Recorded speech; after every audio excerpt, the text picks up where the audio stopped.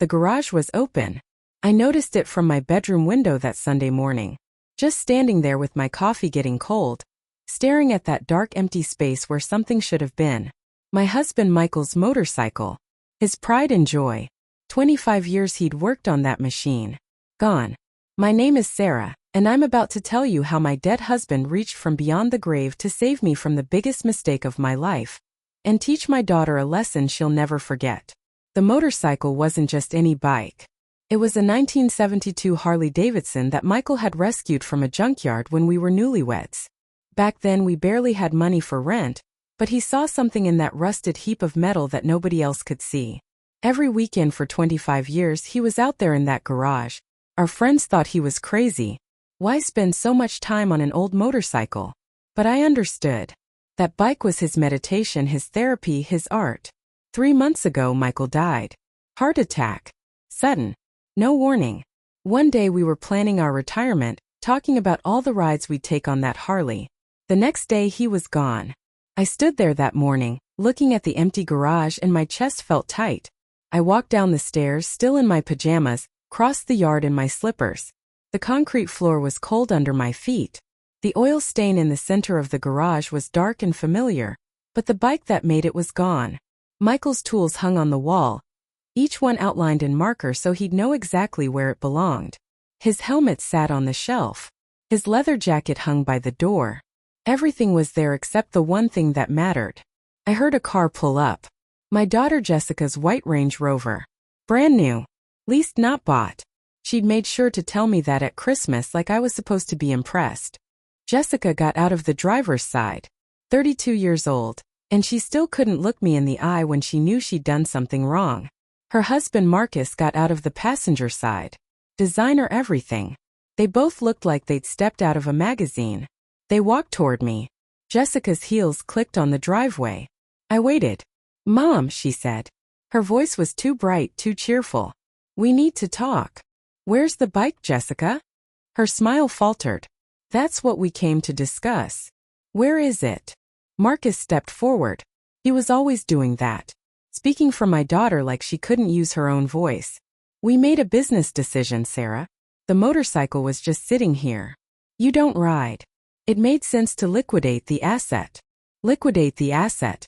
He was talking about Michael's life's work like it was a stock portfolio. "You sold it." My voice came out flat. "Yesterday afternoon," Jessica said quickly. "While you were at church. We got $8,000 for it. That's really good money for a bike that old." $8,000. For a motorcycle Michael had poured his heart into for 25 years. For a bike he'd promised would stay in the family forever. I wanted to scream.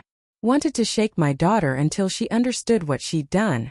But I'd been a high school principal for 30 years. I knew how to keep my voice steady even when everything inside was breaking. "When did you take the keys?"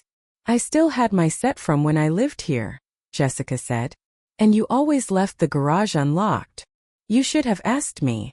Marcus laughed. Actually laughed. "Come on, Sarah. Would you have said yes? You're too emotional about this stuff.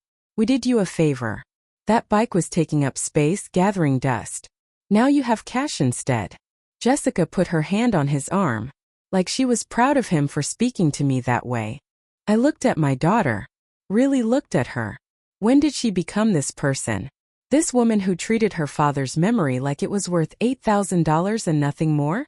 "This is between me and my daughter," I said to Marcus. "I'm her husband," he said. His voice had that edge to it. That tone that said he was used to getting his way. "What affects her affects me. We're a team." "Then your team just made a terrible mistake." Jessica's face went red. "Mom, don't be dramatic. It's just a motorcycle. Dad's gone. He doesn't need it anymore. Just a motorcycle. Dad's gone." She said it so casually like she was talking about the weather. "We're investing the money," Marcus said. "Jessica and I are starting a consulting business. We need capital." This was the practical choice. I felt something cold settle in my stomach. This wasn't about the motorcycle. This was about control. This was them testing how far they could push. What else they could take. "You need to leave," I said quietly. "Mom." "Now." They left. Jessica threw one look back at me, but Marcus was already pulling her toward the car. I watched them drive away, standing in that empty garage with Michael's tools around me and his oil stain under my feet. That's when I saw it. Michael's maintenance log on the workbench. The leather journal where he documented every repair, every upgrade, every hour he'd spent on that bike. Picked it up. His handwriting filled the pages. 25 years of notes. The last entry was dated 1 week before he died. Almost done. Can't wait to teach Sarah to ride. Our Freedom Tour starts next spring. I closed the journal and held it against my chest. Then I cried for the first time since the funeral. The phone rang at 6:30 the next morning. I'd been awake since 4, sitting at the kitchen table with Michael's maintenance log open in front of me, reading his notes, touching the pages where his hands had been. The caller ID said, "Unknown number." I almost didn't answer. "Hello, Mrs. Patterson?" A man's voice, deep, rough around the edges. "My name is Jack Morrison. I own Morrison's Custom Garage on 5th Street. I have your husband's motorcycle." I sat up straight. "What? Your daughter brought the bike to me yesterday. Told me she needed to sell it fast. Cash deal." He paused. "Ma'am, I need you to come down here right away. There's something your husband wanted you to know. Something he left for you." My brain tried to process his words. I don't understand. Michael was my friend. A good friend. His voice cracked. I was at his funeral. Stood in the back. I should have talked to you then, but I couldn't. I'm sorry. He took a breath. "Please, Mrs. Patterson, can you come to the shop? This is important." I remembered him now. Vaguely. A tall man with gray hair, standing by himself at the back of the funeral home. He'd left before the service even started. "Where are you?" He gave me the address. Industrial District, east side of town. I wrote it down on the back of an envelope. "I'll be there in 40 minutes. I got dressed quickly. Jeans and a sweater. Found my purse and keys. My hands were shaking as I started the car. The drive across town felt like it took forever.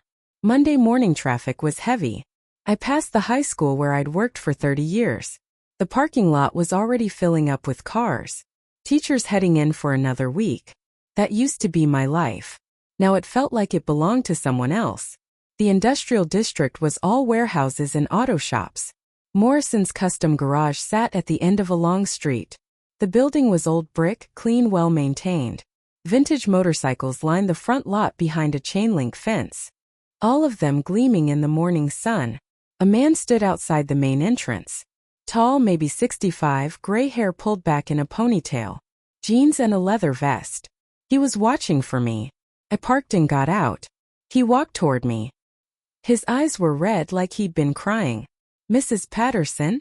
You're Jack." "Yes, ma'am." He held out his hand. I shook it. His grip was firm but his hand was trembling. "Thank you for coming. I know this must be confusing. You said Michael left something for me?" "He did. But first I need to explain something." Jack looked at the ground, then back at me. 20 years ago, I was in a bad place. Divorced, broke, drinking too much.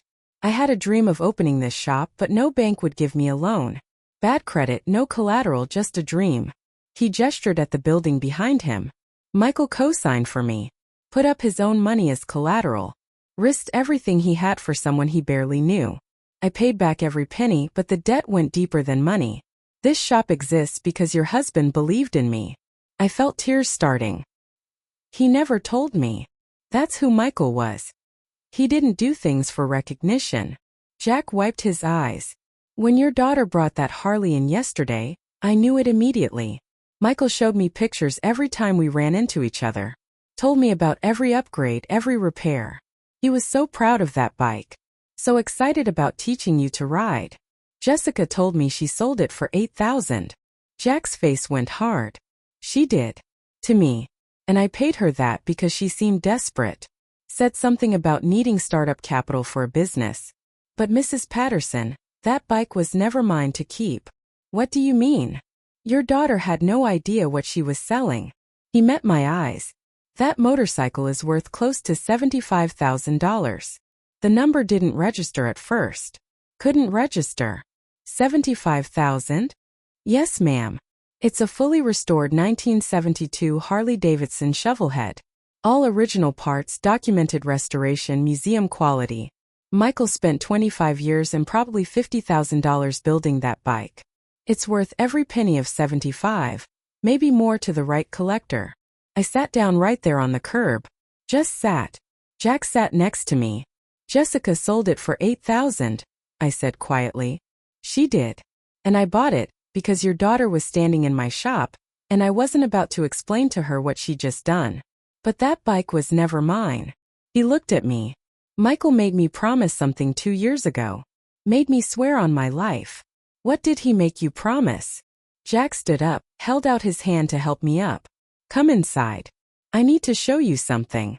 He led me through the front office into the garage. The space was massive. Clean concrete floors, bright overhead lights. 5 motorcycles sat in a row under covers. Jack stopped at the last one. Pulled the cover back slowly. Michael's Harley sat there. Black and chrome perfect.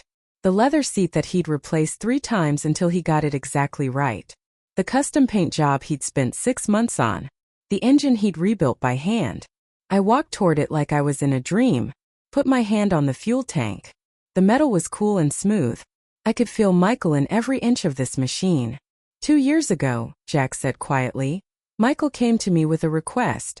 He wanted to install something. A hidden compartment. Asked me to help him do it right. I looked up at him. Why? He said if anything ever happened to him, I needed to make sure you found it. Made me promise I'd call you if anyone tried to sell this bike. Made me swear I'd bring you here to see it. Jack pointed to the side panel near the engine. He said this was for you. Only you. My heart was pounding. What's in there? I don't know. I never looked. Michael said that was between you and him. Jack stepped back. I'll show you how to open it, then I'll leave you alone. He showed me. Press here, turn this, pull gently. The side panel came away in my hands. Behind it was a space, dark and hidden. Inside was a manila envelope. Thick, sealed with tape. My name written on the front in Michael's handwriting. Jack walked out of the garage without another word. Left me alone with my husband's motorcycle and whatever message he'd left behind. I pulled out the envelope. Sat down on the garage floor. Opened it with shaking hands. Inside were documents. Papers. And a letter. I unfolded the letter. Michael's handwriting filled the page. Dated 3 weeks before he died. My hands shook as I began to read. The letter in my hands felt heavy. Heavier than paper should feel. Michael's handwriting was neat and careful, the way he always wrote when something was important. Sarah, if you're reading this, I'm gone. I'm sorry I didn't tell you while I was alive. You would have wanted to handle it together and I know that. But I needed to protect you from this until I had solid proof. My heart started racing. Proof of what? I've been investigating Marcus for 14 months. He's not who he says he is. His real name is Marcus Webb, not Marcus Chun like he told Jessica. He's done this before. 3 times that I've found so far. I stopped reading. Had to breathe. In through the nose, out through the mouth. The same technique I taught anxious students for 30 years. In this envelope is everything I've gathered.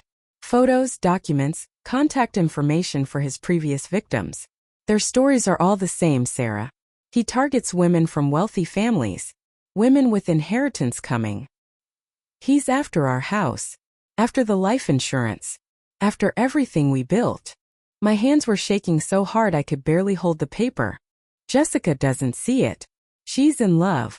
She won't listen to me. I tried talking to her once carefully and she got angry. Told me I was trying to control her life.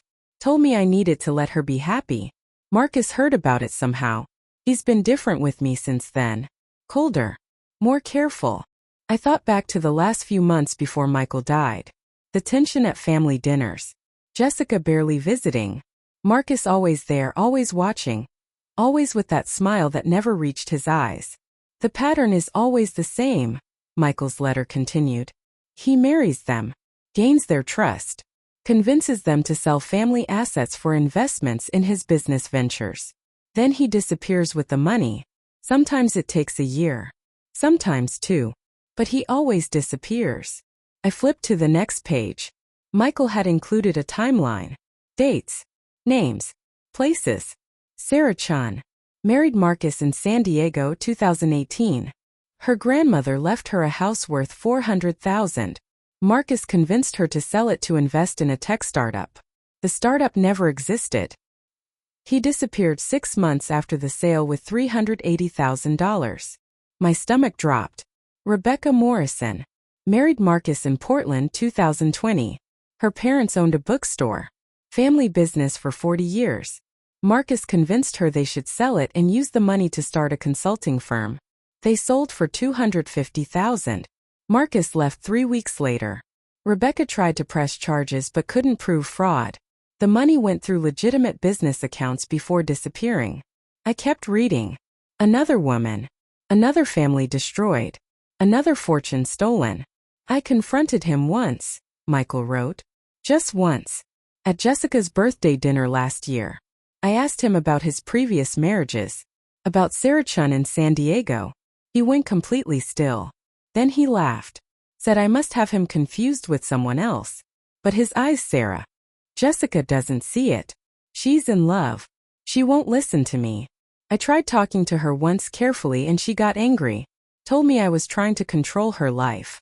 Told me I needed to let her be happy. Marcus heard about it somehow. He's been different with me since then. Colder. More careful. I thought back to the last few months before Michael died. The tension at family dinners. Jessica barely visiting. Marcus always there, always watching. Always with that smile that never reached his eyes. The pattern is always the same, Michael's letter continued. He marries them. Gains their trust. Convinces them to sell family assets for investments in his business ventures. Then he disappears with the money. Sometimes it takes a year. Sometimes 2. But he always disappears. I flipped to the next page. Michael had included a timeline. Dates. Names. Places. Sarah Chun. Married Marcus in San Diego 2018. Her grandmother left her a house worth $400,000. Marcus convinced her to sell it to invest in a tech startup. The startup never existed. He disappeared 6 months after the sale with $380,000. My stomach dropped. Rebecca Morrison. Married Marcus in Portland 2020. Her parents owned a bookstore. Family business for 40 years. Marcus convinced her they should sell it and use the money to start a consulting firm. They sold for $250,000. Marcus left 3 weeks later. Rebecca tried to press charges but couldn't prove fraud. The money went through legitimate business accounts before disappearing. I kept reading.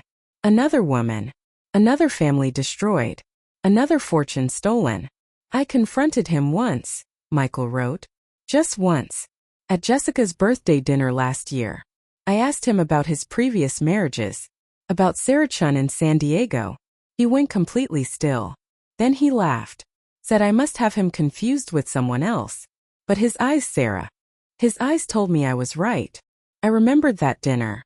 The tension. Michael barely speaking. Jessica upset with him for being rude to Marcus. We fought about it on the drive home. Michael wouldn't tell me what was wrong. Just kept saying he had a bad feeling. After that night I knew I had to be careful. Marcus is smart.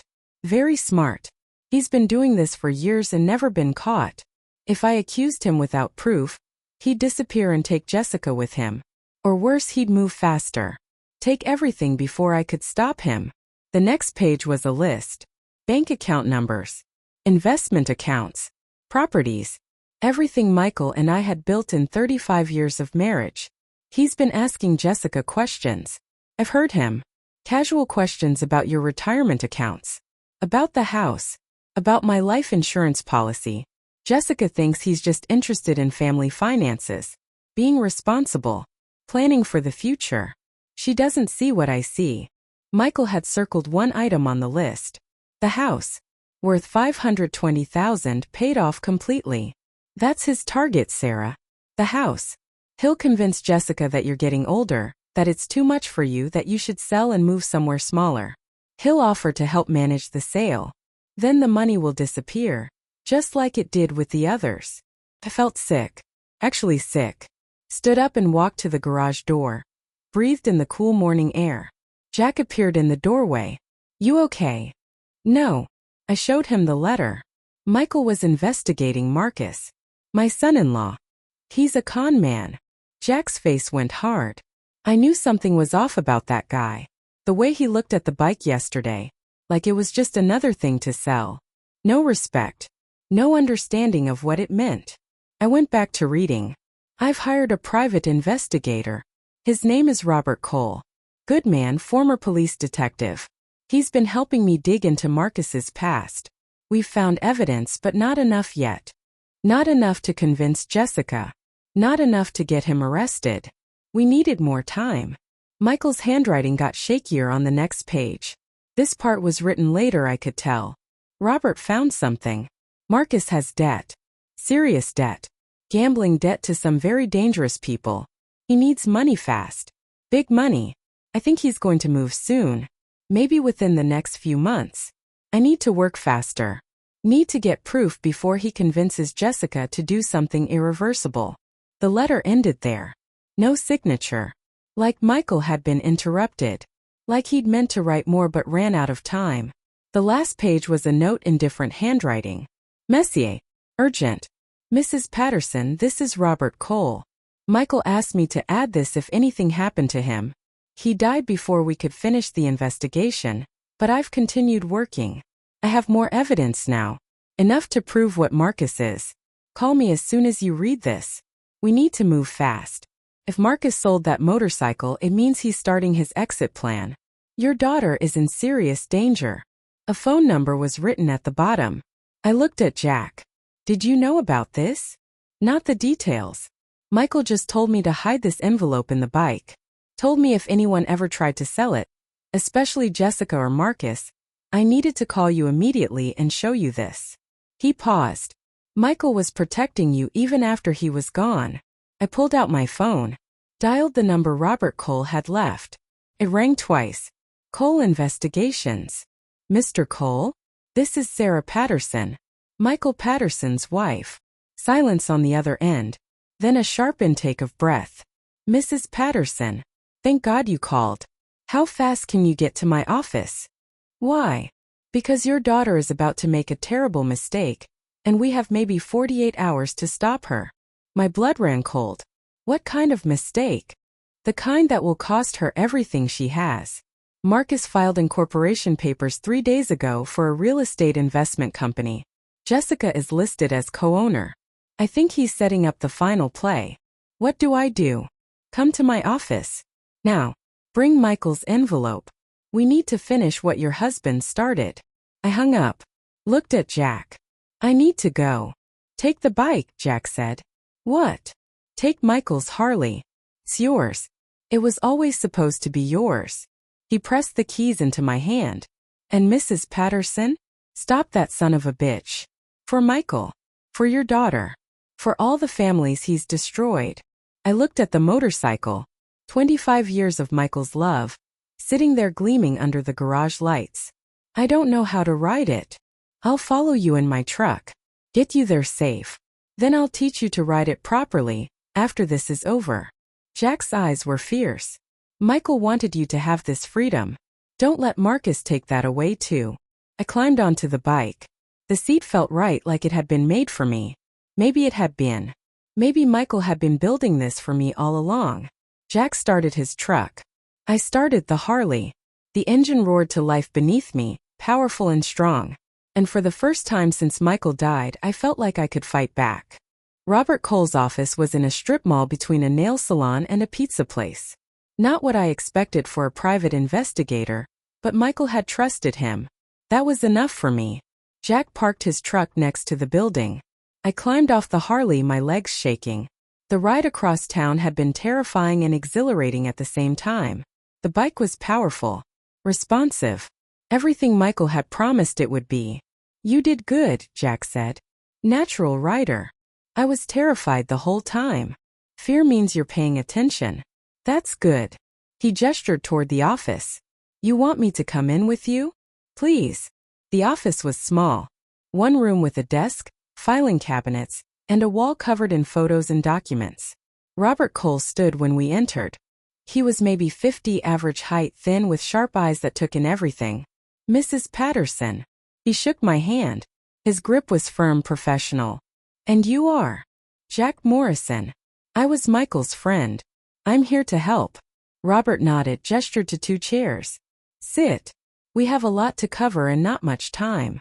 I handed him the envelope Michael had left. Robert opened it, spread the contents across his desk. Photos, documents, marriage certificates, all the evidence Michael had collected. "Michael did good work," Robert said. "He was thorough, careful. He would have made a good detective." He looked up at me. "How much did the letter tell you?" "That Marcus is a con man. That he's done this 3 times before. That he's after our house. That's the summary. Let me give you the details." Robert pulled out a laptop, turned it to face me. Marcus Webb. Real name. Born in Chicago, 1985. Dropped out of college, worked various sales jobs, started running cons around 2015. He clicked through photos. Marcus younger, different haircut, different style. But the same cold eyes. His method is always the same. He targets women from wealthy families. Does his research first. Knows everything about them before he even introduces himself. Their finances, their family dynamics, their vulnerabilities. He's patient. Takes his time. Builds trust. Robert showed me a spreadsheet. Names, dates, amount stolen. Sarah Chun in San Diego. $380,000. Rebecca Morrison in Portland. $250,000. Angela Rodriguez in Phoenix. $410,000. Total take over 6 years is over $1 million. He's very good at what he does. My hands gripped the arms of the chair. Why hasn't anyone stopped him? Because technically, he's not committing fraud. The money goes through legitimate business accounts. Joint accounts with his wives. Business investments that fail. It's all legal on paper. By the time the women realize what happened, the money is gone. Moved through multiple accounts, converted to assets he can liquidate, transferred overseas. Impossible to trace.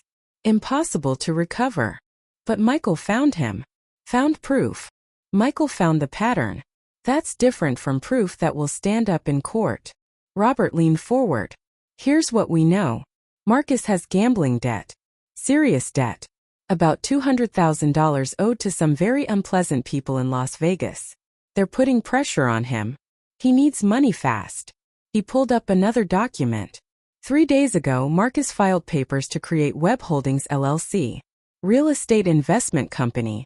Jessica is listed as 50% owner. That's the setup. Setup for what? For convincing Jessica to sell your house and invest the money in the company. He'll tell her it's a great opportunity. They'll flip properties, make huge returns, build wealth together. She'll believe him because she loves him. Because he's her husband. Because she doesn't know what he really is. Jack spoke up. Then he disappears with the money. Exactly. But this time is different. Robert's face was grim. This time he's desperate. The people he owes money to don't wait. Don't negotiate. If he doesn't pay them soon, he's in physical danger.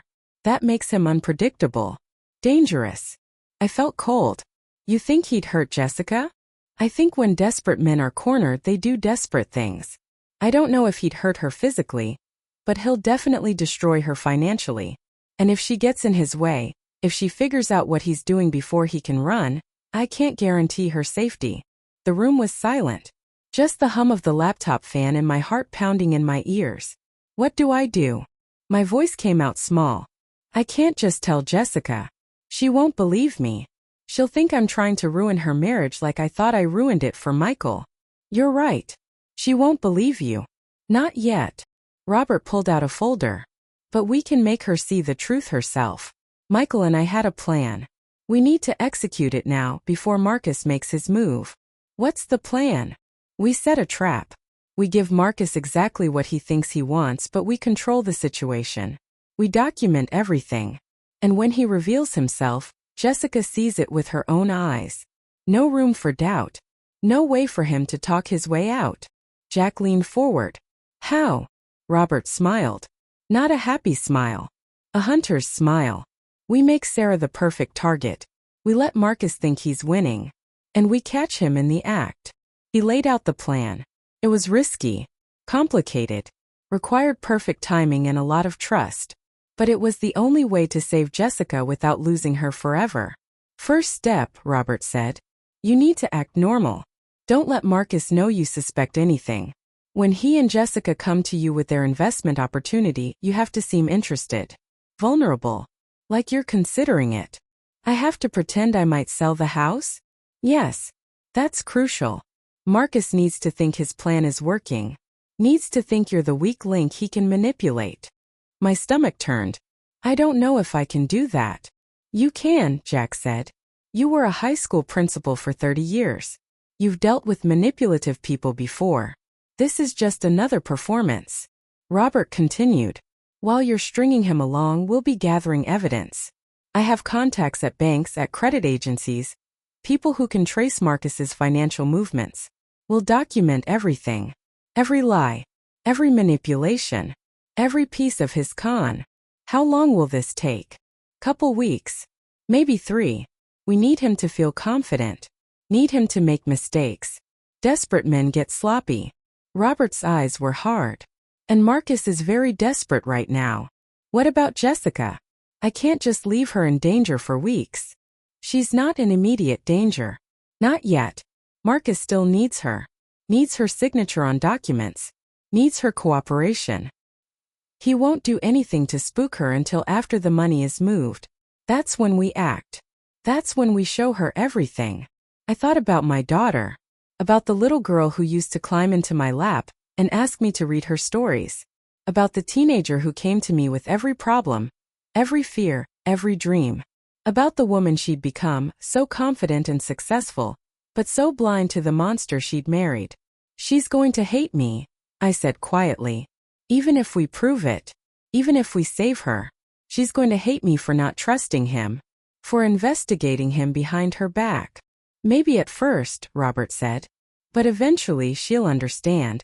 She'll see that you were protecting her. That's what mothers do. Jack put his hand on my shoulder. Michael started this to protect Jessica. Now you get to finish it. For both of them. I took a deep breath. Looked at the evidence spread across Robert's desk. All the lives Marcus had destroyed. All the families he'd torn apart. He wasn't going to destroy mine. Okay, I said. Tell me exactly what I need to do. Robert spent the next hour walking me through the plan. Every step. Every word I should say. Every reaction I should have. He gave me a small recording device, showed me how to use it. Wear this every time you talk to Marcus. Every conversation. Every meeting. We need everything documented. Everything recorded. Is that legal? In this state, yes. One-party consent. You're allowed to record conversations you're part of. It'll all be admissible in court if we need it. He gave me a cell phone. A burner phone, he called it. Use this to contact me. Don't use your regular phone. Marcus might be monitoring it. Might have access to Jessica's phone and through that, to your call records. We can't be too careful. You think he's spying on me? I think he's a professional con man who's desperate for money. Yes, I think he's monitoring everything he can. Your social media. Your email. Your phone records. Anything that gives him an advantage. The thought made my skin crawl. This man had been in my home. Sat at my dinner table. Called me mom. And all along he was planning to rob me blind. There's one more thing, Robert said. He pulled out another folder. Michael had a safety deposit box. Did you know about it? No. We had one at First National, but that was just for important documents. Birth certificates, the deed to the house, things like that. This is a different one. A commerce bank across town. Michael opened it 2 years ago. Put my name on the access list in case something happened to him. Robert slid a key across the desk. He wanted you to have what's inside. Said it was for emergencies. For protection. Picked up the key. Small silver cold in my hand. What's in it? I don't know. Michael said it was for you to find when the time was right. Robert met my eyes. I think the time is right now. Jack and I left the office an hour later. My head was spinning with information, with plans, with fear and anger and determination all mixed together.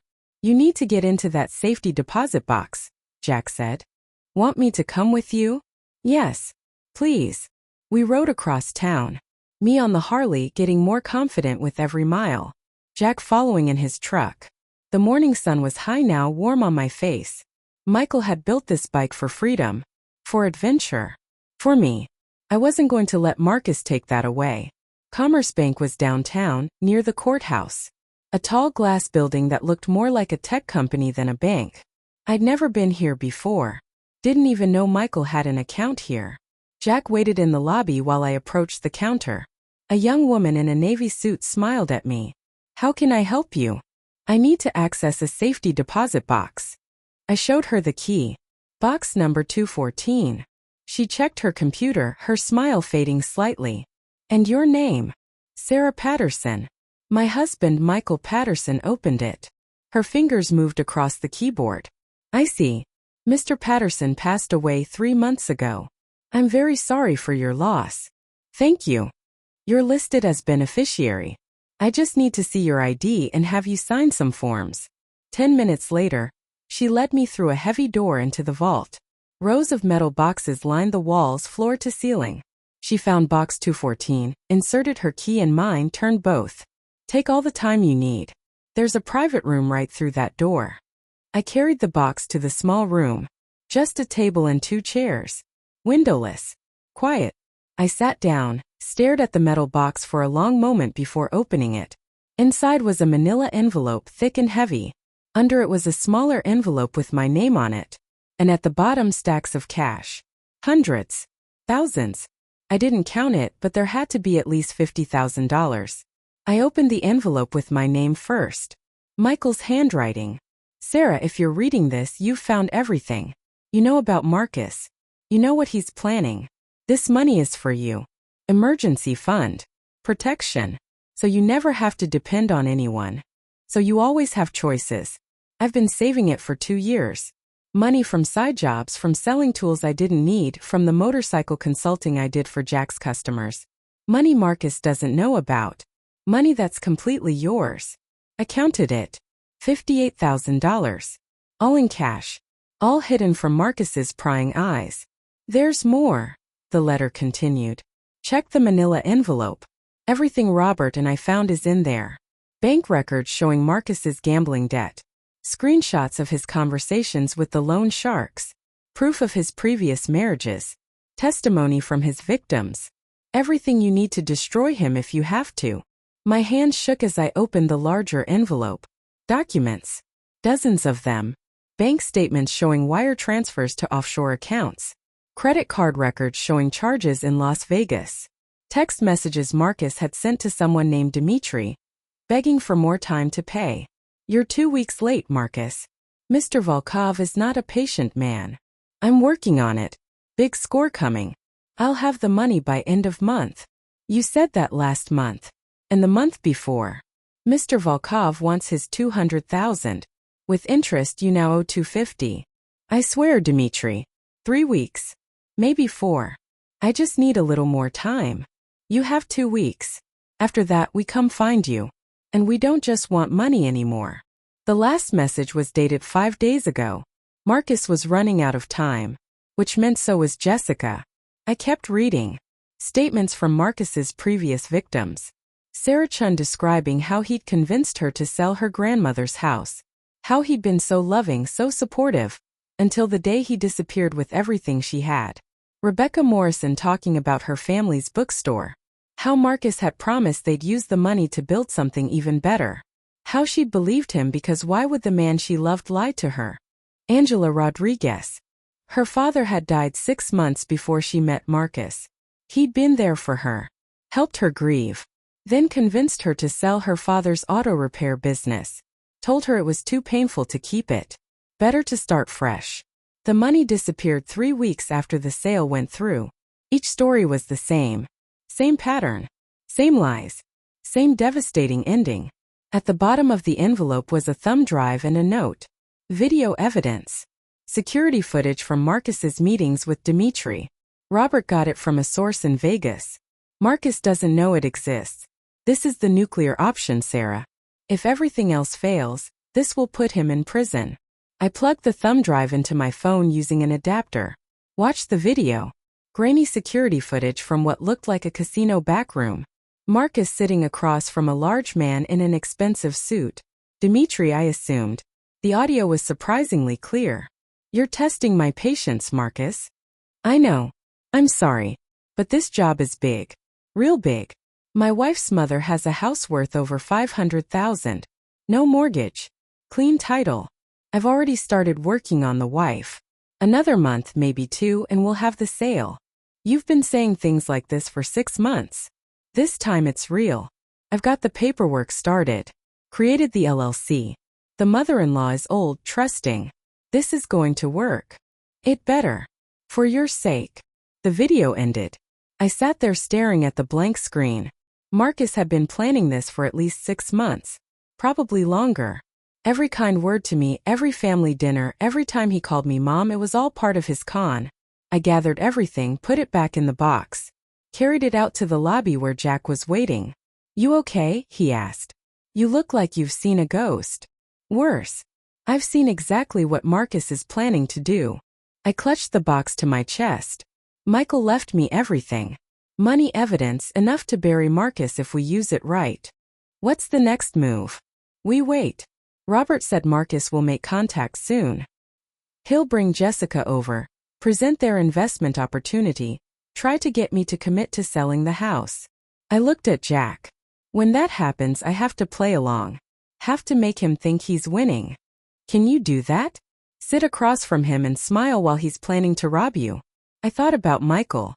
About all the hours he'd spent investigating, gathering evidence, protecting me even though he knew he was dying. About the motorcycle he'd built for me. About the money he'd saved so I'd always have choices. Yes, I said. I can do whatever I have to do to protect my daughter. We walked out of the bank. The sun was bright, the day warm. Normal people going about their normal days. They had no idea what I was carrying, what I was planning, what was about to happen. My phone rang. My regular phone, not the burner Robert had given me. Jessica's name on the screen. I looked at Jack. He nodded. I answered. Hi, sweetie. Mom. Jessica's voice was bright, excited. Are you home? Marcus and I want to come over. We have something really exciting to tell you. A business opportunity we think you're going to love. There it was. The trap closing. Marcus making his move exactly like Robert said he would. Of course, honey. When did you want to come? How about tonight? 6 o'clock? We'll bring dinner. That sounds wonderful. I kept my voice warm, unsuspecting. Like I had no idea what was coming. I'll see you then. I hung up. Looked at Jack. It's starting, I said. You ready? I thought about the recording device Robert had given me. About the evidence in the box I was holding. About Michael's letter telling me to be strong. No, I said honestly. But I'm doing it anyway. I spent the afternoon preparing. Not just dinner but myself. Robert came to the house at 3 o'clock. Helped me set up recording equipment. A small device hidden in the kitchen light fixture. Another one in the living room lamp. Backup recordings in case the wire I was wearing malfunctioned. Remember, Robert said as he adjusted the wire under my sweater. You need to get him talking. Get him to explain the investment in detail. The more specific he is, the better. We need him to make promises. Make claims. The bigger the lie, the easier it is to prove fraud. What if I mess up? What if he realizes I'm recording? He won't. He's overconfident. Desperate. He thinks you're an easy target. A grieving widow who doesn't understand business. Robert met my eyes. Use that. Play into it. Ask simple questions. Seem confused. Make him feel smart. Make him feel like he's in control. Jack arrived at 4 with groceries. We decided he should be here, playing the role of family friend. An extra set of eyes. Someone to back up my story later if needed. How you holding up? Jack asked as he unpacked steaks and vegetables. I feel sick. Like I'm betraying Jessica by not just telling her the truth. You're saving her. That's not betrayal. He started preparing the food. Michael trusted you to finish this. Trust yourself. At 5:30 I changed clothes. Put on a simple dress, the kind Michael always said made me look elegant. Did my makeup. Looked at myself in the mirror. I looked tired. Older than my 62 years. Good. That's what Marcus needed to see. A vulnerable woman he could manipulate. The doorbell rang at exactly 6 o'clock. I opened it. Jessica stood there looking beautiful. Hair perfect, designer dress, glowing with excitement. Behind her, Marcus carried bags of takeout. Chinese food. The expensive kind from that place downtown. Mom! Jessica hugged me. She smelled like expensive perfume. Everything about her screamed success, wealth, confidence. Everything Marcus had built her into. Hi, sweetheart. Come in. Marcus kissed my cheek. Sarah, you look lovely. We brought your favorite. Kung Pao chicken. The casual intimacy of it. The way he acted like a devoted son-in-law.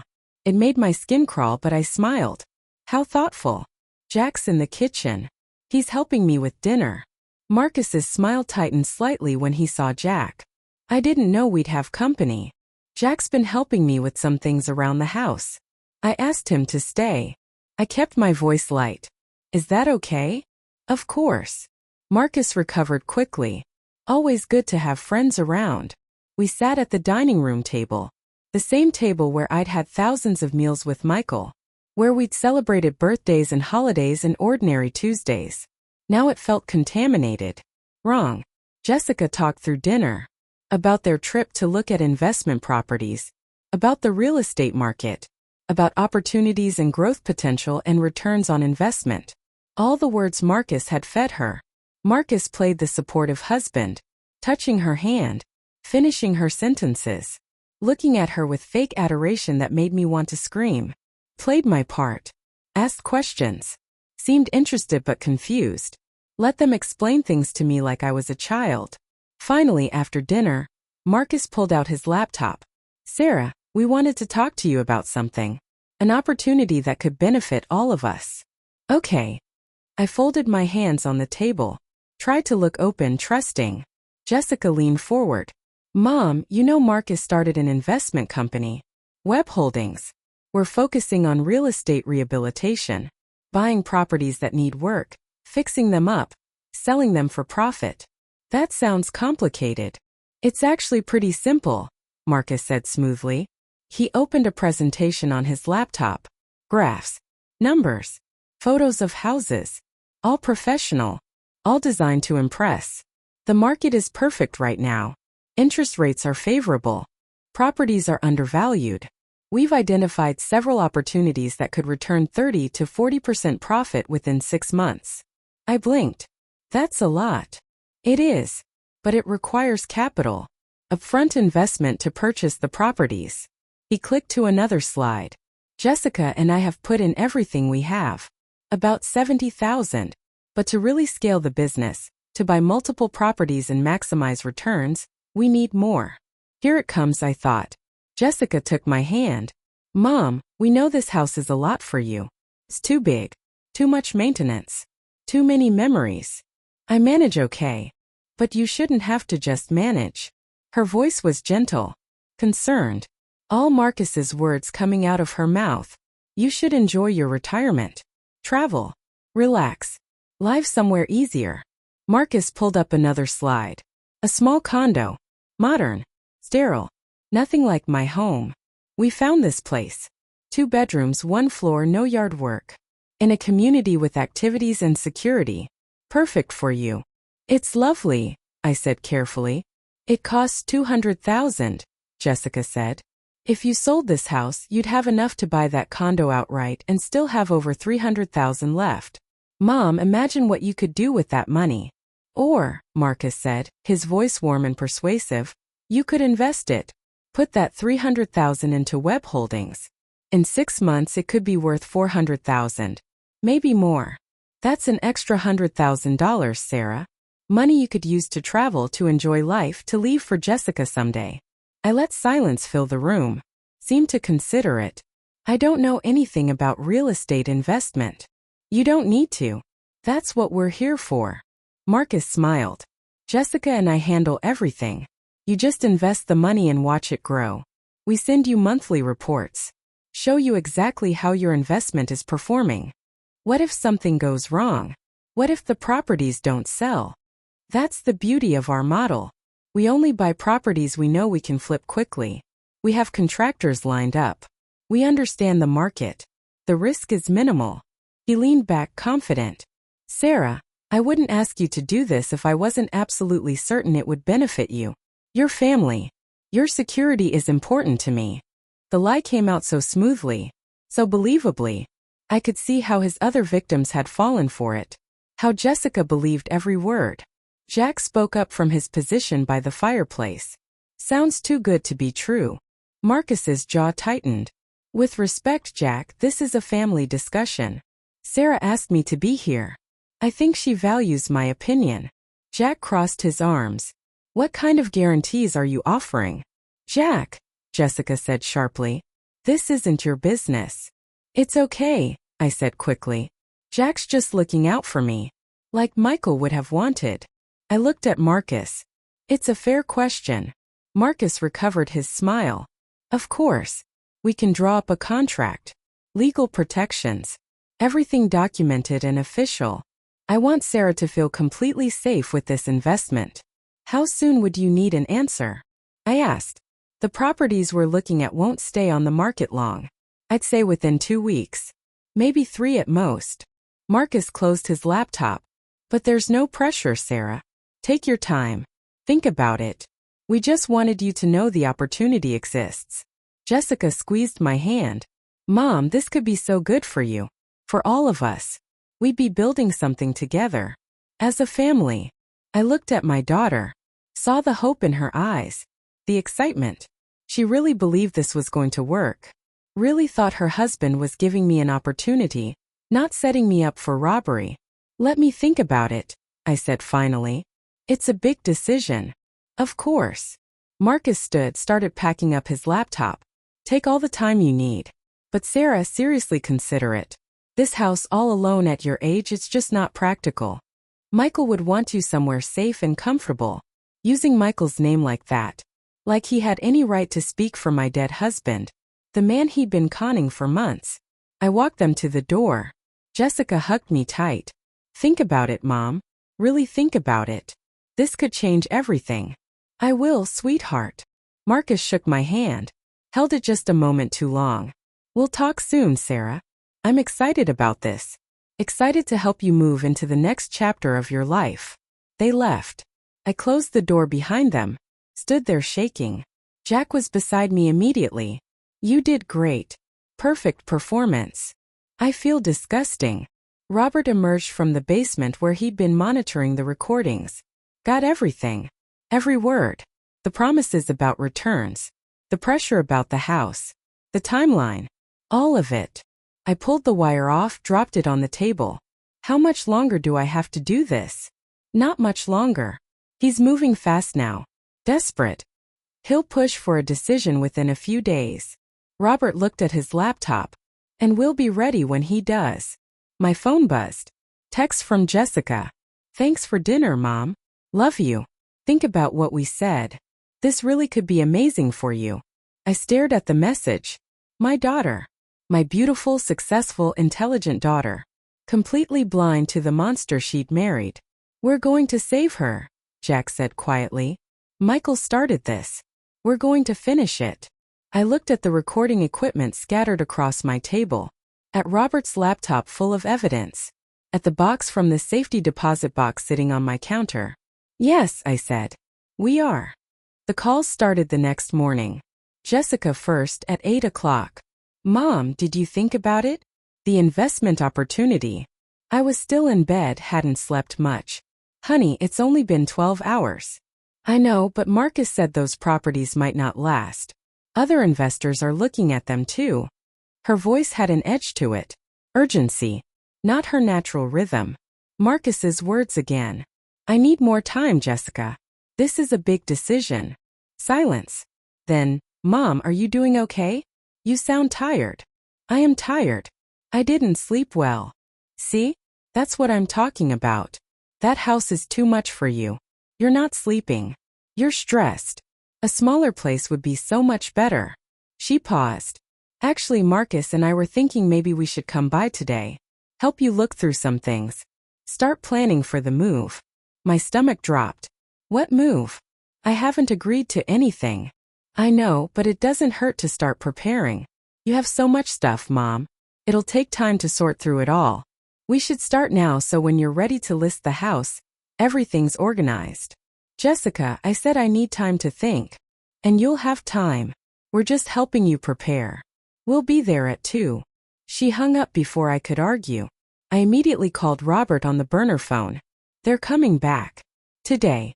Jessica says they want to help me prepare for the move. That's fast. Faster than I expected. I heard typing on his end.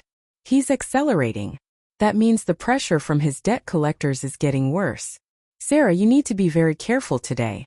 Don't let them take any documents. Don't sign anything. Don't let Marcus get access to your files or your computer. What's he looking for? Property deed. Bank statements. Anything he can use to start the process of selling without your full cooperation. Once he has copies of those documents, he can forge signatures, create fake power of attorney papers, start the sale before you even realize what's happening. My blood ran cold. He'd do that. He's done it before. Angela Rodriguez in Phoenix. He convinced her she'd sign papers she never actually signed. By the time she figured it out, the house was in escrow and her name was on a dozen documents she'd never seen. All forgeries. But good ones. Good enough that it took months to unravel legally, and by then he was long gone. So what do I do? Stall. Stay in control. Keep them in rooms where you've got recording equipment. Get Marcus talking. The more he reveals, the stronger our case becomes. Robert paused. And Sarah? Don't leave them alone in the house. Not for a second. Jack arrived at 1:30. Brought lunch and moral support. You look exhausted, he said. I barely slept. I keep thinking about Jessica. About how hurt she's going to be when this all comes out. She'll be more hurt if you let Marcus destroy her financially. Jack unpacked sandwiches. Michael knew that. That's why he started investigating in the first place. Short-term pain for long-term protection. What if she never forgives me? Then you'll have to live with that. But at least she'll be alive and financially stable to hate you. He smiled sadly. Better than the alternative. They arrived at 2:15. Marcus carrying a stack of moving boxes. Jessica with a clipboard and what looked like a planning binder. We brought supplies. Jessica said brightly. Too brightly. Figured we could start with the garage. All of Dad's old tools and things. That'll be the easiest to sort through. I'm not ready to go through Michael's things yet. Marcus set down the boxes. Sarah, I understand. But the longer you wait, the harder it gets. Trust me. It's better to do it now while we're here to help. While you have support. I said no. His smile tightened. Okay. How about the basement then? Storage boxes. Old furniture. Things you definitely don't need anymore. Marcus, I appreciate you trying to help, but... Mom. Jessica's voice was sharp. Frustrated. You're being difficult. We're trying to help you and you're fighting us on everything. Why won't you just let us help? I saw it then. The crack in her facade.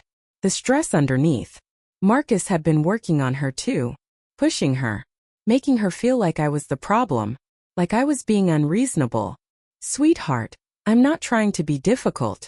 I just need time. You keep saying that, but time isn't going to make this easier. She sat down at the kitchen table, opened her binder. I made a timeline. A plan. If we start sorting today, we can have the house listed by end of month. It should sell within 30 to 60 days. That means by early fall. You're in your new condo and the investment is growing. I looked at the timeline. Color-coded. Detailed. Days marked for sorting, packing, repairs, staging, listing. Jessica had put hours into this. Marcus had put hours into making her put hours into this. This is very thorough, I said carefully. I wanted to make it easy for you. She looked up at me with hope in her eyes. Mom, this is going to be so good. You'll see. Once you're settled in the condo, once you see the investment returns coming in, you'll be so glad we did this. Marcus moved toward the hallway. I'm going to use the bathroom. Be right back. Use the one down here, I said quickly. The upstairs toilet is running. Needs to be fixed. It wasn't true, but I couldn't let him go upstairs alone. Couldn't let him near Michael's office where important documents were kept. He paused, something flickering across his face. Annoyance. Suspicion. Then the smile was back. No problem.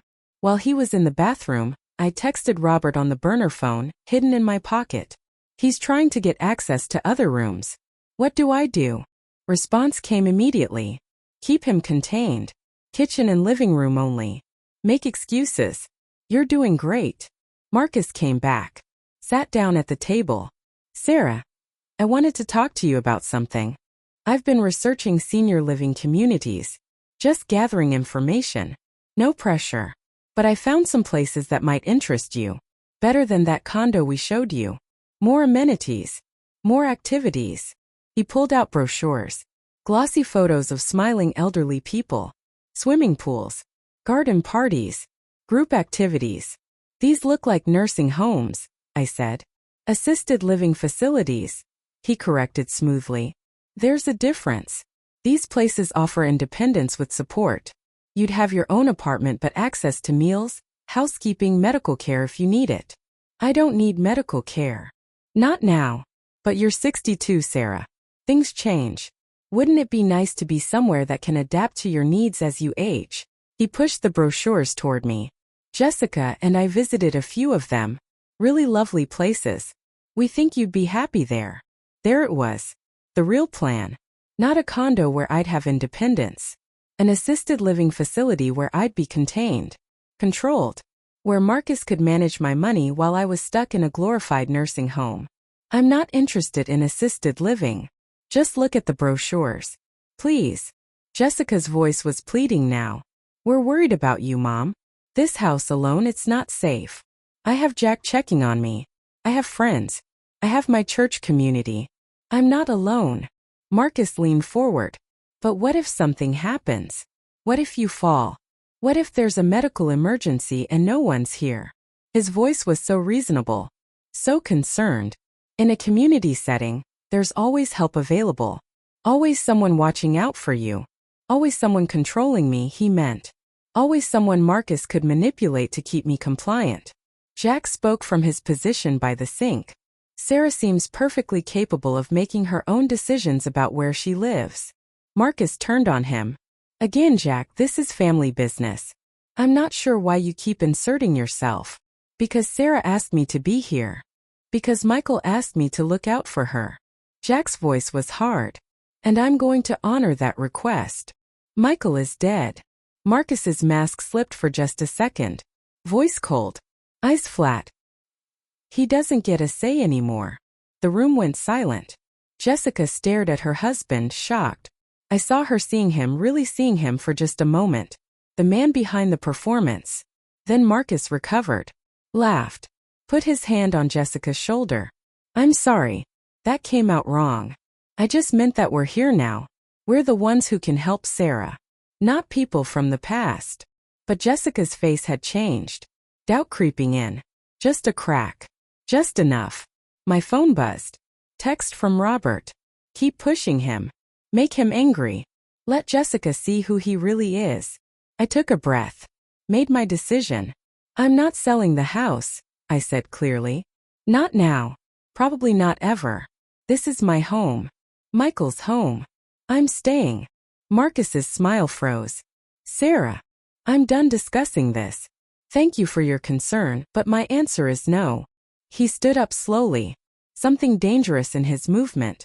You're making a mistake. A big mistake. It's my mistake to make. Mom, Jessica started. No, let her make it, Marcus said harshly.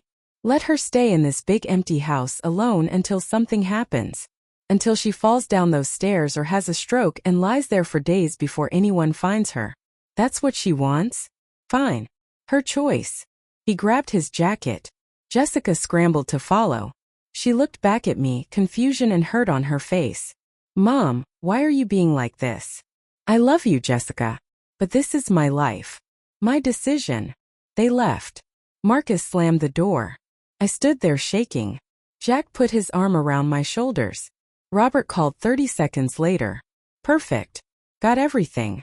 The pressure tactics, the nursing home plan, the threat at the end. And Sarah? Jessica's face when he got angry. She saw something. The seed of doubt is planted. Now what? Now he's going to get desperate.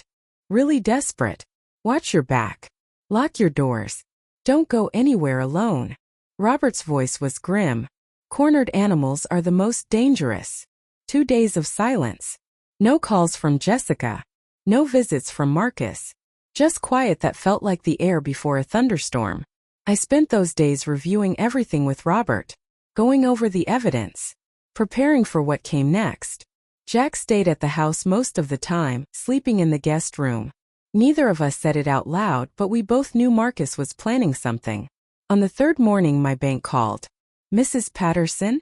This is David Chun from First National. I'm calling about some unusual activity on your account. My heart started racing. What kind of activity? Someone attempted to access your online banking yesterday evening. Multiple failed login attempts. Then this morning, someone called claiming to be you, requesting a wire transfer of $50,000. I didn't call. I didn't try to log in. I suspected as much. The caller couldn't answer security questions correctly. We denied the request and flagged the account. He paused. Mrs. Patterson, I recommend you come in immediately. We need to secure your accounts and possibly file a police report. I was at the bank within 30 minutes. Jack drove me, wouldn't let me go alone. David Chun was young, serious, professional. He showed me the login attempts.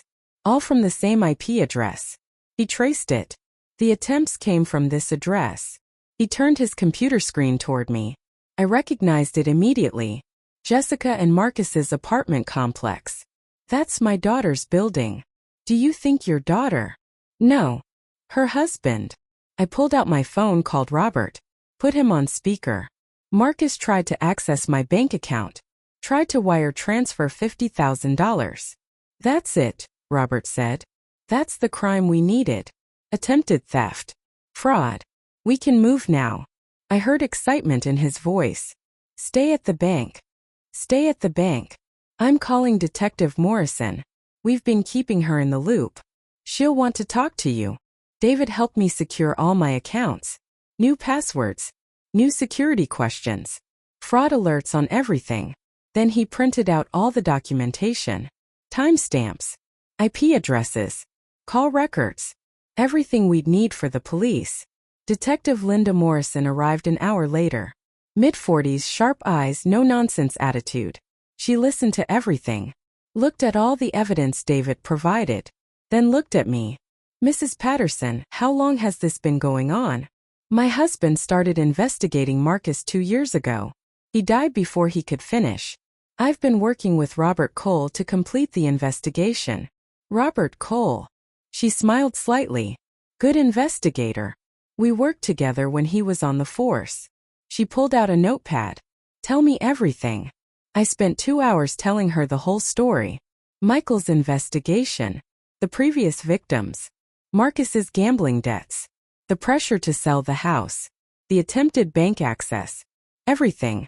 She took notes, asked questions, didn't interrupt. When I finished, she sat back. This is good. Really good. But I need more to arrest him.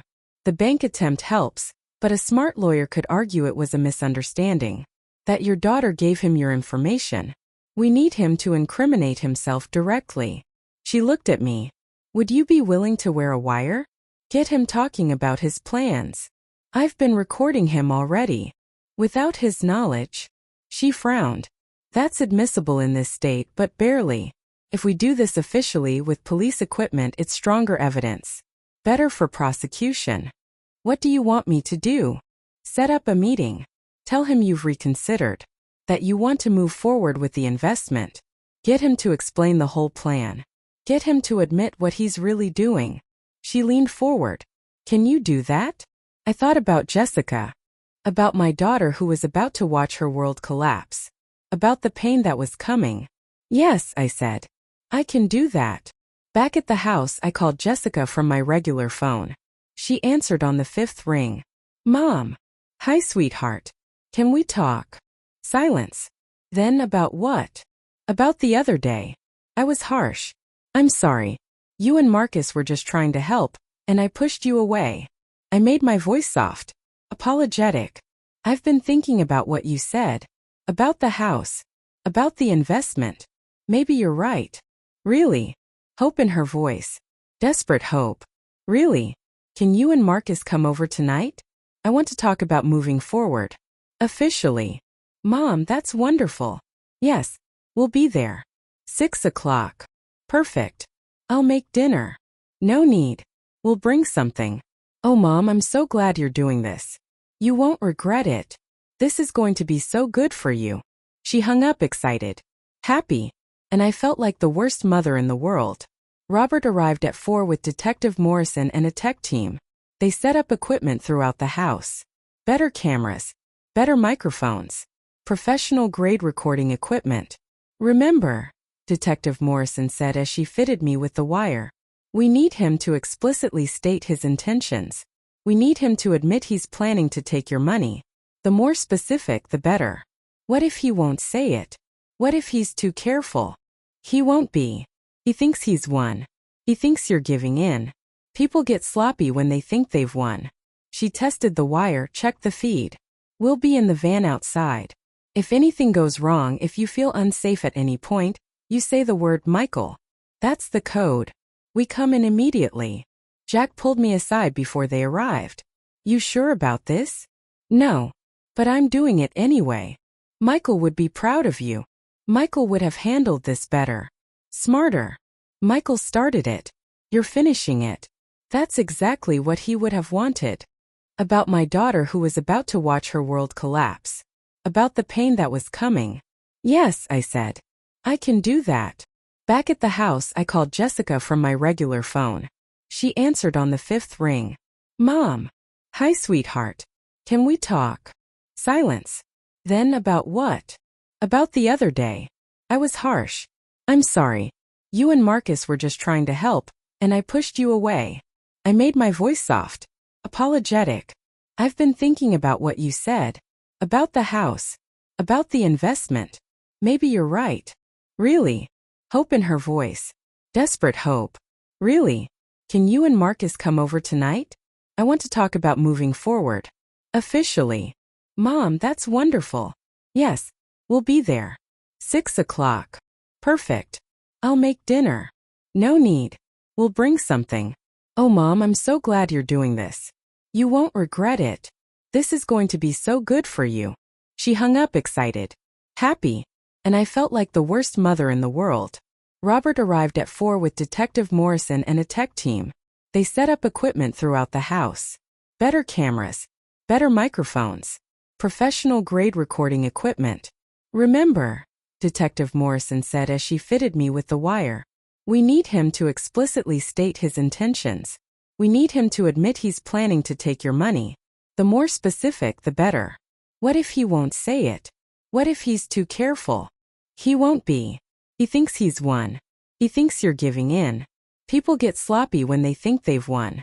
She tested the wire, checked the feed. We'll be in the van outside.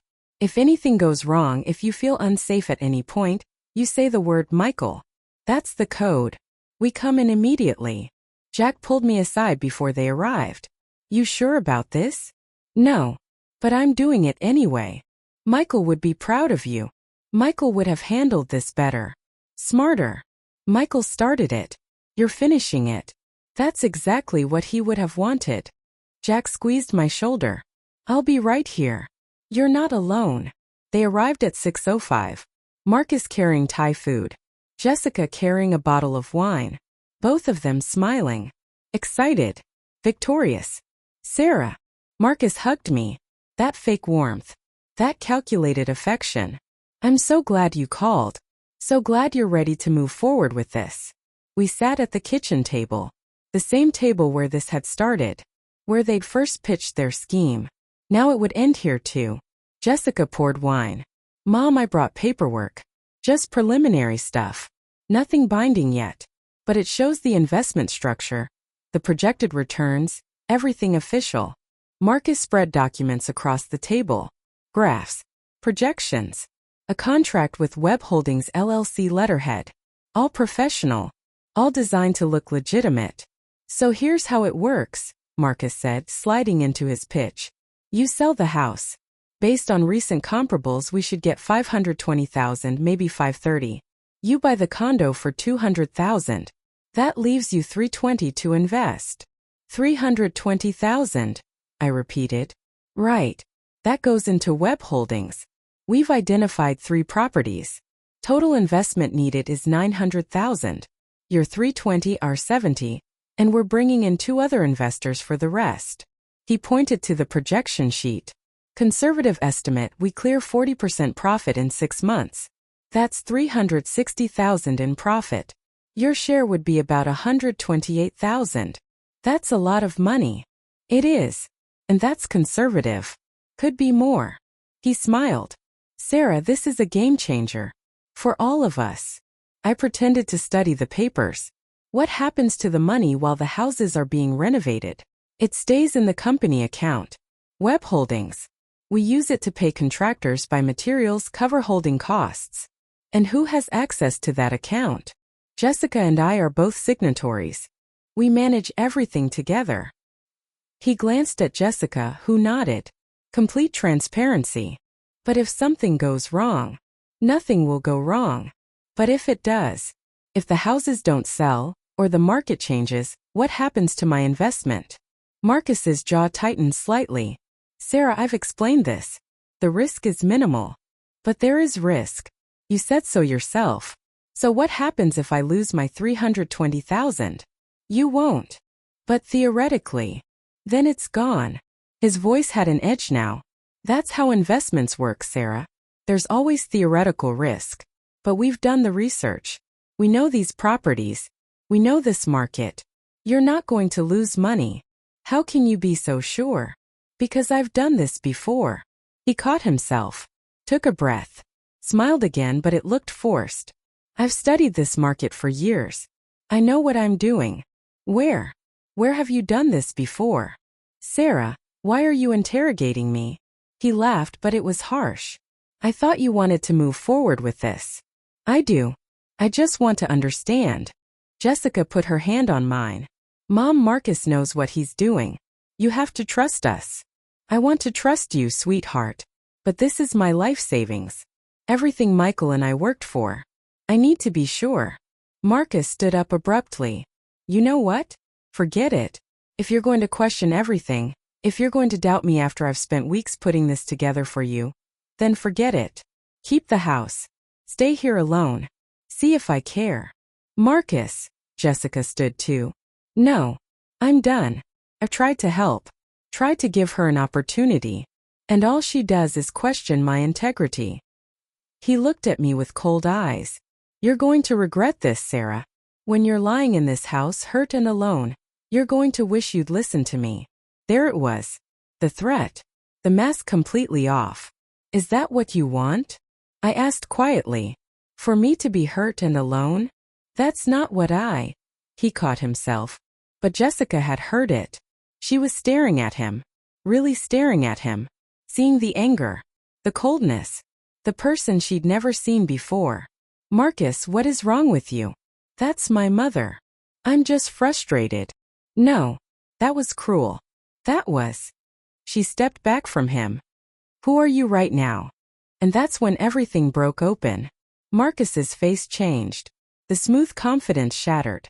He looked at Jessica, then at me, and something clicked behind his eyes. Recognition. Fear. You knew, he said slowly.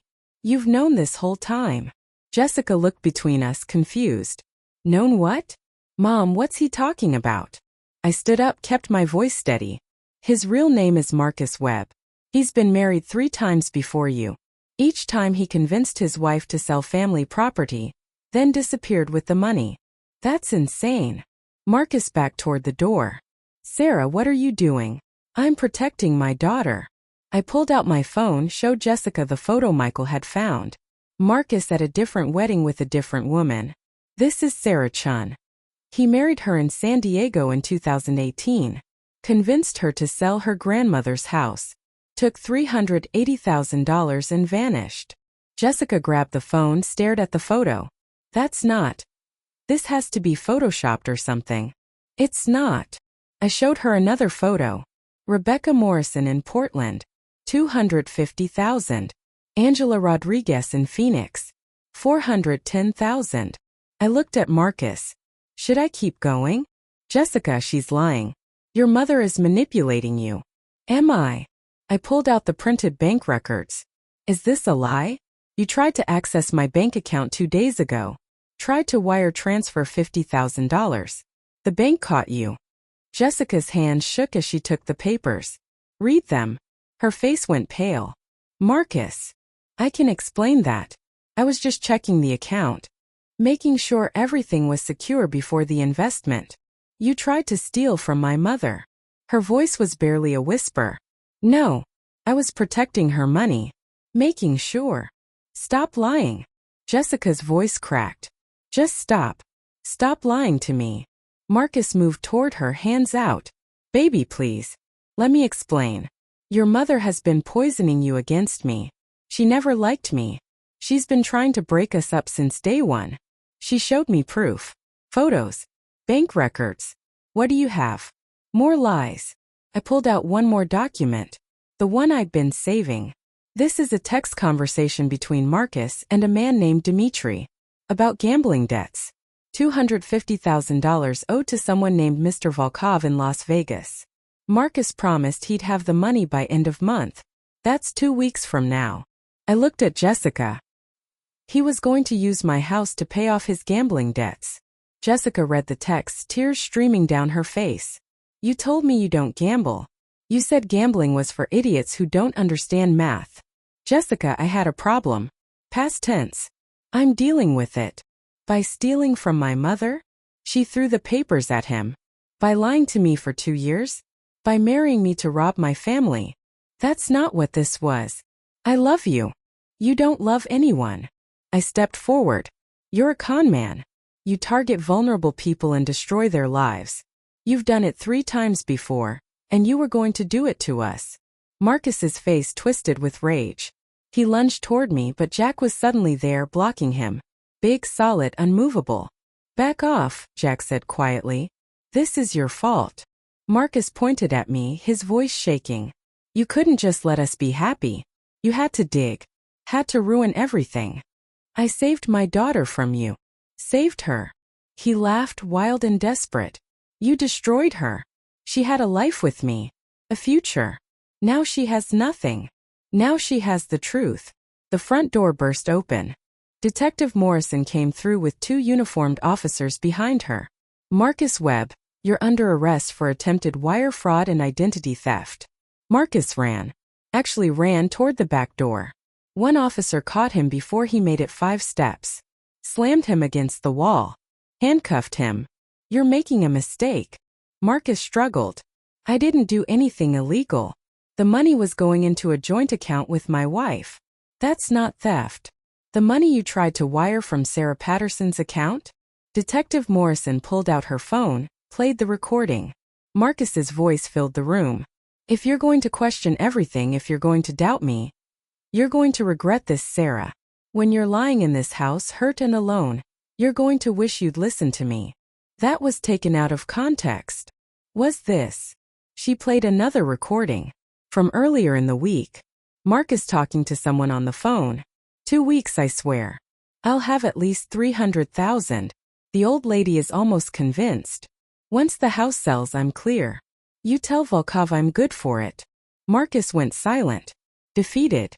You're also wanted in Arizona and Florida for fraud, Detective Morrison said. They've been looking for you for 3 years. Guess they'll finally get their turn. She nodded to the officers. Get him out of here. They dragged Marcus toward the door. He looked back at Jessica one last time. I did love you. That part was real. Don't. Jessica's voice was ice. Don't you dare say that to me. They took him away. The house went silent except for Jessica's crying. She stood in the middle of the kitchen, arms wrapped around herself, sobbing. I moved toward her slowly. Jessica. How long have you known? She looked at me with red, devastated eyes. How long? Your father started investigating him 18 months before he died. I found out 3 weeks ago. 3 weeks. She laughed bitterly. You've known for 3 weeks and you didn't tell me. I couldn't. You wouldn't have believed me. Marcus is very good at manipulation. I needed proof. Evidence. Something undeniable. So you let me keep sleeping next to him. Keep loving him. Keep planning my life with him. She wiped her face. Did you enjoy it? Watching me be a fool? You're not a fool. You're a victim. Marcus targeted you specifically because you're smart and successful and have a family with assets. That's not your fault. I married him, Mom. I chose him. I defended him against you and Dad. I let him into our family. Her voice broke. Dad tried to warn me, didn't he? Those last few months. He kept asking questions about Marcus. Kept wanting to talk to me alone. And I blew him off. I chose Marcus over my own father. Your father understood. He never blamed you. I pulled out Michael's letter, the one from the safety deposit box. Read this. The part where he talks about you. Jessica took it with shaking hands, read Michael's words. Brian is a victim in this too. He's not stupid or weak. Marcus is just very good at what he does. Protect our son. He's going to need you when this is over. She looked up at me. He forgave me. Even though I didn't believe him. He loved you. That's what parents do. I touched her face gently. And I'm here. I'm right here. Jessica collapsed into my arms, sobbing like she was a little girl again. I held her while she cried. Held her while her world fell apart. Held her the way I'd held her through every hurt and disappointment of her life. Jack quietly ushered out Detective Morrison and her team. Gave us privacy. Robert packed up the recording equipment without a word. After a long time, Jessica pulled back. What happens now? Now you heal. You rebuild. You remember who you were before Marcus. I don't know who that is anymore. Yes, you do. You're my daughter. Michael's daughter. You're strong and smart and capable. Marcus didn't change that. He just made you forget it for a while. She looked around the kitchen. At the house she'd tried to convince me to sell. I almost destroyed everything Dad built. Everything you have. Almost. But you didn't. We stopped it together. You stopped it. I was just the idiot who brought the wolf to the door. You're not an idiot. You're human. You fell in love with the wrong person. That's not a crime. I squeezed her hands. Stay here tonight. Don't go back to that apartment. Stay with me. She nodded, exhausted. Okay. I led her upstairs to her old room, the room she'd grown up in. She curled up in her childhood bed, and I sat beside her until she fell asleep. Downstairs, Jack was making coffee. She gonna be okay? Eventually. Not tonight. Not tomorrow. But eventually. And you. I thought about it. About Michael's investigation. About the motorcycle he'd built me. About the strength he'd left me even after death. I'm tired. But I'm okay. Michael would be proud of you. I hope so. I looked at the recording equipment still scattered on the table. Is it really over? The criminal case is just starting. Marcus will go to trial. There'll be testimony, court appearances, probably a year or more of legal proceedings. Jack handed me coffee. But the con is over. Jessica is safe. The house is safe. You won. That's what matters. I walked to the window, looked out at the garage where Michael's motorcycle waited. 25 years of his life poured into that machine. A gift he'd prepared for me even though he knew he wouldn't be here to see me ride it. Thank you, I said quietly. To Michael. To the universe. To whatever force had given me the strength to finish what my husband started. Tomorrow would bring more pain. More complications. Jessica's divorce. Marcus's trial. The slow process of healing and rebuilding. But tonight we were safe. Together. Protected. And that was enough. 3 months later, the morning air was cool as I stood in the garage. Michael's Harley gleamed under the overhead light, black chrome catching every reflection. Jack leaned against the workbench, arms crossed, watching me. You ready for this? I've been practicing for weeks. I'm as ready as I'll ever be. Michael would love seeing you on this bike. I ran my hand along the fuel tank, felt the smooth paint under my fingers. I wish he was here to see it. He is. In his own way. Jack pulled out the maintenance log, opened to the last page Michael had written. Listen to this. Can't wait to teach Sarah to ride. She's scared, but she's strong. Stronger than she knows. This bike will show her that. This bike will set her free. My eyes burned with tears. He knew. Even then he knew I'd need this. The sound of a car pulling up made us both turn. Jessica's new Honda. Used but reliable. Something she bought with her own money after the divorce. She got out wearing jeans and a leather jacket I'd helped her pick out last week. "Mom, you're really doing this?" She walked into the garage, nervous energy radiating off her. "I really am. Want to come with me?" "On the back of that thing?" "Absolutely not." She smiled and it reached her eyes. The first real smile I'd seen from her in months. "But I'll follow in my car. Make sure you don't end up in a ditch somewhere. Your faith in me is inspiring. I learned from the best." She hugged me tight. "Dad would be so proud. You know that, right?" "I hope so." The therapy had been helping her. Twice a week for 3 months. Processing the betrayal, the lies, the manipulation. Understanding that none of it was her fault. She'd moved back home 2 weeks after Marcus's arrest, stayed in her old room while she figured out her next steps. The divorce was finalized last month. Annulment actually, since Marcus had committed fraud to obtain the marriage license. Like it never happened. Except it did happen, and Jessica carried those scars. But she was healing. Slowly. Day by day. Marcus was awaiting trial in county jail. Bail denied because he was a flight risk. The prosecution had evidence from 4 states now. Multiple victims willing to testify. He was looking at 15 to 20 years federal prison. Jessica hadn't gone to see him. Hadn't taken his calls. Hadn't read his letters. "He doesn't get any more of my time," she told me. "He's taken enough." I was proud of her for that. For drawing that boundary and holding it. Robert Cole had closed his investigation, but he still checked in weekly. Making sure we were okay. Making sure Marcus's associates weren't causing problems. The gambling debts had been real, but with Marcus in jail, those people had moved on to other victims. I strapped on Michael's helmet. It fit perfectly, like he'd chosen it specifically for me. Maybe he had. "Okay," I said, more to myself than anyone else. "Let's do this." I climbed onto the Harley, settled into the leather seat that had molded to Michael's body for 25 years. Started the engine.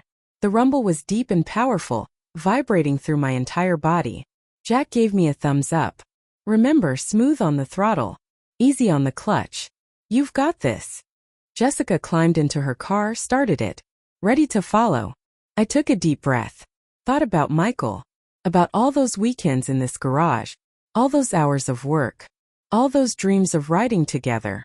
"This one's for you, baby," I whispered. Then I backed out of the garage for the first time as the rider, not the passenger. The morning sun hit my face as I rolled down the driveway.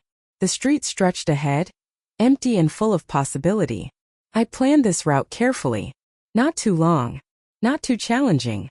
Just a simple ride through town and out to the lake where Michael and I used to picnic. Where he'd proposed 40 years ago. Where I'd scattered some of his ashes. The ride was everything he'd promised it would be. The wind in my face. The power of the machine beneath me.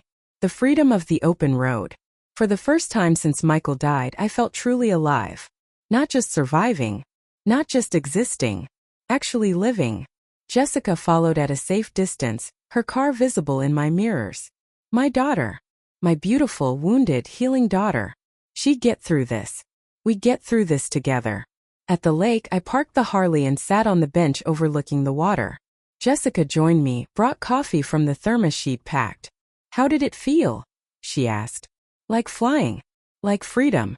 Like everything Michael promised it would be." We sat in comfortable silence, watching the water. A few boats were out, even though it was early. Fishermen probably. People starting their days on the lake. "I got a job offer," Jessica said finally. "Marketing director for a nonprofit downtown. Good salary. Good benefits. Room for growth." "That's wonderful, honey. Are you going to take it?" "I think so. Feels right. Like starting over properly." She paused. "I've also been looking at apartments. Small ones. Nothing fancy. Just something that's mine." My heart clenched, but I kept my voice steady. "You don't have to rush. You can stay at the house as long as you need. I know. And I'm grateful. But I need to prove to myself that I can stand on my own. That Marcus didn't break me. She looked at me. Does that make sense? Perfect sense. Your father and I raised you to be independent. To be strong. You're just remembering how. I'm also thinking about going back to school. Maybe getting my MBA. Something I always wanted to do but Marcus said was a waste of time and money. She laughed bitterly. Funny how many of my dreams I gave up for him. Then take them back. One by one. Reclaim everything he tried to take from you. We finished our coffee as the sun climbed higher. The day warming up. Summer coming to an end, fall approaching. Change in the air. Mom. Jessica's voice was quiet. Thank you. For not giving up on me. For fighting for me even when I was fighting against you. That's what mothers do. What parents do. I squeezed her hand. Your father started this fight. I just finished it. We were both protecting you the only way we knew how. I wish I'd believed Dad. Wish I'd listened when he tried to warn me. He understood why you didn't. He never blamed you. Neither do I. I blame me. Then stop. Forgive yourself. Marcus was a professional con man. Trained. Experienced. Good at what he did. You're not the first person he fooled and you wouldn't have been the last. The only person responsible for what Marcus did is Marcus. She leaned her head on my shoulder like she used to when she was little. We sat that way for a long time. Eventually we rode back. Me on the Harley, Jessica following in her car. When we pulled into the driveway, Jack was waiting on the porch with lunch. How was the maiden voyage? He asked. Perfect, I said. Absolutely perfect. That evening after Jessica went upstairs and Jack headed home, I sat in Michael's garage, his work journal open on my lap. I'd been reading through it page by page, learning about every repair, every upgrade, every hour he'd spent building this machine. On the last page, in his careful handwriting, he'd written something I hadn't noticed before. A final entry dated the day before he died. If Sarah is reading this, it means I'm gone. It means she found everything. The bike. The investigation. The truth about Marcus. Sarah, you were always stronger than you believed. I hope this bike helps you remember that. I hope you ride it and feel free. I hope you live fully and boldly and without fear. I'll always be with you. In every mile. Every turn. Every ride. I love you. Forever. Michael. I closed the journal, held it against my chest and cried. Not sad tears. Grateful tears. Healing tears. Michael had given me so many gifts. The motorcycle. The investigation. The strength to fight. But the greatest gift was this. The reminder that love doesn't end. That protection doesn't stop. That even in death, the people we love find ways to save us. 6 months later I was planning a trip. A real trip. The freedom tour Michael had dreamed about. 2 weeks riding up the coast. Stopping at small towns. Sleeping in motels. Eating at diners. Living the adventure he'd wanted us to share. Jessica was coming with me. Not on the Harley but following in her car. Someone needs to make sure you don't get lost. She joked. But really we both knew. We needed this. Needed time together. Needed to rebuild what Marcus had tried to destroy. The night before we left, I stood in the garage one last time. The Harley packed and ready. Michael's helmet polished and waiting. We're doing it, baby, I said to the empty air. The trip you planned. The freedom you promised. I'm finally ready. The garage was quiet. Just the sound of wind outside. The smell of motor oil and old leather. But I felt him there. Felt his presence. His love. His pride. I'd spent 40 years as Michael's wife. 3 months as his widow. And now I was becoming something new. Sarah Patterson. Not defined by marriage or loss. Just myself. Strong. Free. Alive. The motorcycle gleamed in the overhead light. 25 years of Michael's work. His love made metal and chrome impossibility. Tomorrow the road would open up ahead of me. Miles of freedom. Adventure. Life. But tonight, I stood in the garage my husband had made sacred with his presence. Honored his memory. Thanked him for the gifts he'd left behind. I love you, I whispered. Forever. And somewhere in the space between memory and hope, I felt him answer back. The engine would roar tomorrow. The wheels would turn. The journey would begin. But the love, the protection, the connection, that would last forever.